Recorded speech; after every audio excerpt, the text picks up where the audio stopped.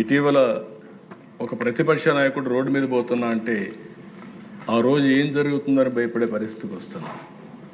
ఇది మంచి పద్ధతి కాదు.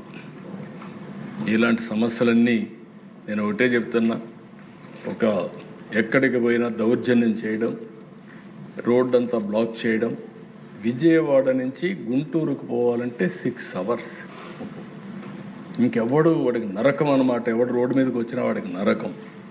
విజయవాడ నుంచి ఇబ్రహీంపట్నం పోవాలంటే 7 అవర్స్. ఏంటి అధ్యక్ష ఇవన్నీ? నేషనల్ లెవెల్లో నేషనల్ హైవేస్లో మీటింగ్లు పెట్టకూడదని, ఎక్కడ కూడా ట్రాఫిక్ జాములు కాకూడదని, ఈవెన్ విగ్రహాలు పెట్టకూడదని చాలా స్పష్టమైన ఆదేశాలు ఉన్నాయి అధ్యక్ష. అవి కూడా వైలేట్ చేసే పరిస్థితికి వచ్చారు.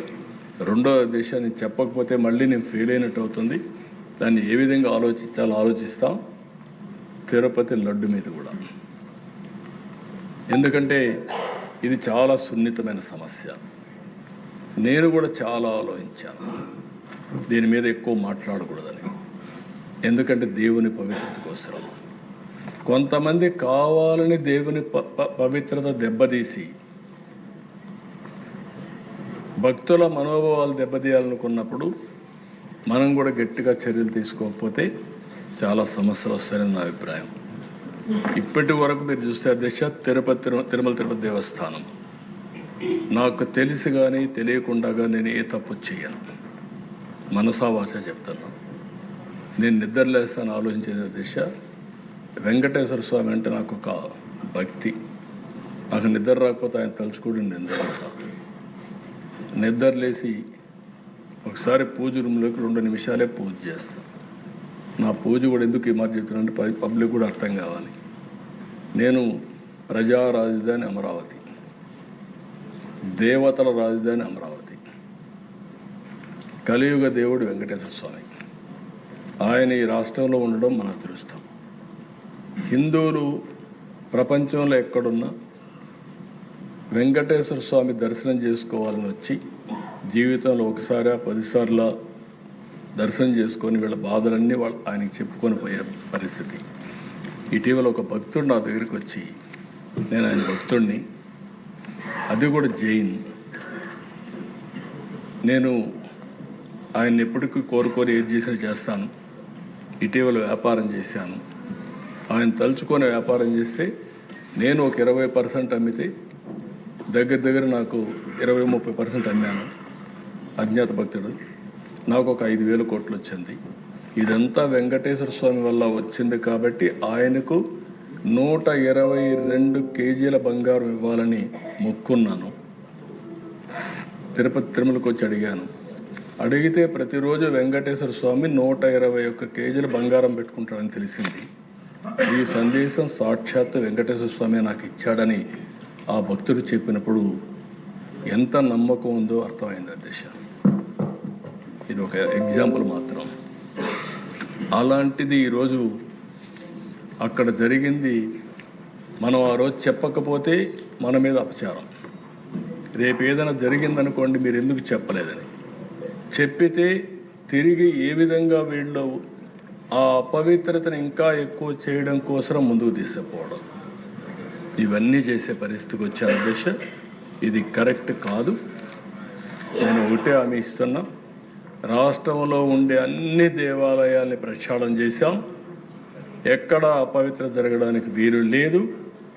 ఎవరి మనోభావాలు దెబ్బతినడానికి వీలు లేదు. ప్రతి ఒక్క దేవాలయంలో పవిత్రత కాపాడే బాధ్యత ఎన్డీఏ ప్రభుత్వం తీసుకుంటామని మరొక్కసారి ప్రజలందరూ కూడా విజ్ఞప్తి చేస్తున్నారు. ఇంకొక పక్కన అధ్యక్ష, ఒకసారి చూస్తే బాధేస్తుంది.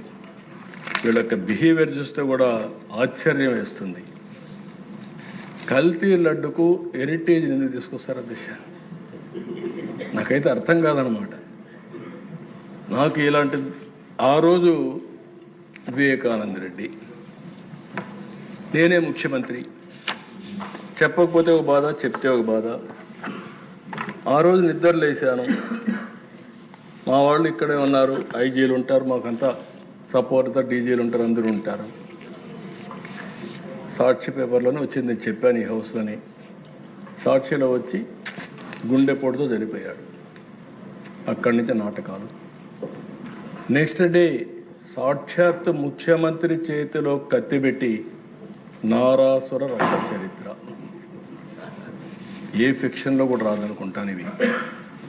అంటే ఒక వ్యక్తి చేసిన నేరాన్ని తప్పించుకోవడానికి ఎవరి మీదైనా తోసేయడానికి సాహసం చేస్తే ఏమనిపిస్తుందో నాకు అర్థం కాదు. ఇప్పుడు హెరిటేజ్కి ఏం సంబంధం నాకైతే అర్థం కావడం. వాళ్ళు ఎప్పటికప్పుడు ఇస్తున్నారు. నేను ఎప్పుడూ చెప్పేవాడిని, మేము రాజకీయాల్లో ఉన్నాం, మీరు వ్యాపారంలో ఉన్నారు, ఒకవేళ కరెంటు కూడా అక్కడక్కడ మీరు గుర్తుపెట్టుకోండి, వాళ్ళే వచ్చి అవి డైరెక్ట్గా లైన్ ఇచ్చి ఇల్లీగల్ కరెంటు వాడుతున్నారు మీ మీద పెట్టే పరిస్థితి వస్తుంది. ఒకసారి మేము మేనేజర్కి చెప్పి చెక్ చేసుకోమని చెప్పే పరిస్థితికి వచ్చాం. ఒక నేరస్తులు ఏ విధంగా చేస్తారు, ఇది ఒక ఎగ్జాంపుల్ అని చెప్పి మాత్రం నేను తెలియజేస్తున్నా. నాకు తెలిసి మాత్రం వాళ్ళే చేసుకుంటున్నారు, కౌంటర్ చేస్తారు. హెరిటేజ్ ఇంతవరకు ప్రభుత్వం యొక్క ఒక్క పైసా కూడా ఎక్కడ అడిగింది లేదు, భవిష్యత్తులో అడగరని చెప్పి నేను ఆశిస్తున్నా. అది ఒక ఫ్యామిలీ బిజినెస్ కింద, లైవ్లీహుడ్ కింద వాళ్ళు ఒక ప్రొఫెషనల్ మేనేజ్మెంట్ చేసుకుంటున్నారు తప్ప బాధ కలిగి నేను చెప్పాలనుకుంటున్నా. దానికి ఒక పేపర్ ఉందని హెడ్లైన్స్లు ఇదే పెట్టే పరిస్థితి వస్తున్నారు. అంటే వీళ్ళకి ఏంటంటే డ్యామేజ్ చేయడం, బ్రాండ్ డ్యామేజ్ చేస్తే దానివల్ల వాళ్ళకి నష్టం వస్తుంది. నేను రాయలసీమలో ఒకప్పుడు చూసేవాడిని, వేద్యాలు ఆ సంస్కృతి కూడా తీసుకొచ్చింది ఎలాంటి వాళ్ళే తీసుకొచ్చారు. మనుషులు కొట్లాడుకుంటే దెబ్బలు తగులుతాయి, మళ్ళీ రికవర్ అవుతారు. వాళ్ళు పండించే పండ్ల తోటలు 10 ఏళ్ళు 8 ఏళ్ళు బాగా పంట వచ్చే ఆరెంజ్ చీనీ గార్డెన్లు నరికేసేవాడు, చీనీ చెట్లు నరికేసేవాడు. ఆ చీనీ చెట్లు నరికేస్తే ఇంకా వాళ్ళు పతనం అయిపోతారు ఆర్థికంగా. అలాంటి దౌర్జన్యాలు చేసేవారు. అవన్నీ కంట్రోల్ చేశాం, ఇలాంటి పనిచేసే పరిస్థితికి వచ్చారు. ఇది కూడా నేను చాలా తీవ్రంగా ఖండిస్తున్నానని చెప్పి తెలియజేసుకుంటూ, అల్టిమేట్గా అధ్యక్ష నేను ఒకటే ఇక్కడ కోరుతున్నా మిమ్మల్ందరినీ, ఒక 10 ప్రిన్సిపల్స్తో ఈ ప్రభుత్వం ముందుకు పోతున్నాం. పేదరికం లేని సమాజం, ఉద్యోగ కల్పన, నైపుణ్యం, మానవుల అభివృద్ధి, నీటి భద్రత, వ్యవసాయ సాంకేతికత, అంతర్జాతీయ స్థాయి లాజిస్టిక్స్, ఇంధన వనరుల సమర్థత, వినియోగం, నాణ్యమైన ఉత్పత్తులు, బ్రాండింగ్, స్వచ్ఛాంధ్ర, డీప్ టెక్, ఇవన్నీ పెట్టుకొని ముందుకు పోతున్నాం. దీని ద్వారా నా ఆలోచన ఒకటే అధ్యక్ష, ప్రాసెస్ అన్నీ కూడా పర్ఫెక్ట్గా చేస్తున్నాం. ఫలితాలు ఇప్పుడిప్పుడే మెరుగైన ఫలితాలు వస్తున్నాయి. ఫలితాల్లో కూడా మీరు చూస్తే గ్రోత్ కూడా బాగా ఉంది. మీరు కూడా గుర్తుపెట్టుకోవాల్సింది, 3 ప్రాంతాలకు 3 ఎకనామిక్ రీజియన్ తీసుకొచ్చాం, 5 జోన్స్ పెట్టాం, 175 నియోజకవర్గాలకు 175 ఎంఎస్ఎంఈ పార్కులు పెడుతున్నాం. ఇవన్నీ తీసుకొని నెక్స్ట్ 2047 స్వర్ణాంధ్ర, ఇది మీ అందరి మనసుల్లో ఉండాలి.